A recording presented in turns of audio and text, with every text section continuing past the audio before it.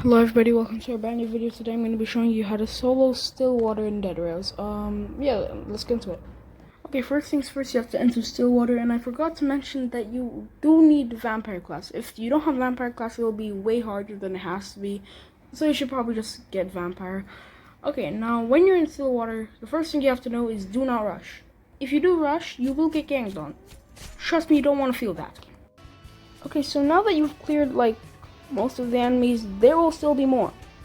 Trust me, there will still be more. You probably fought like a billion already, but that's not it. So you kind of have to be prepared in case more come, because at Stillwater, anything is of surprise. Okay, now that you have completed all of the enemies, I think, like, probably all the enemies already, because I already finished all of them, there will be a lot of loot in the houses.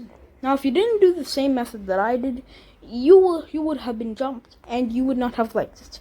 So, first of all, in this house, in max security, I think, it has, like, a lot of snake oil, a gold statue, I think, yeah, and a lot of bandages. This place has a lot of bandages, more than it has snake oil, bro. Like, why does it have so little snake oil? Yeah, there's a bit of plates, but, like, that shit's useless, so just get what you can.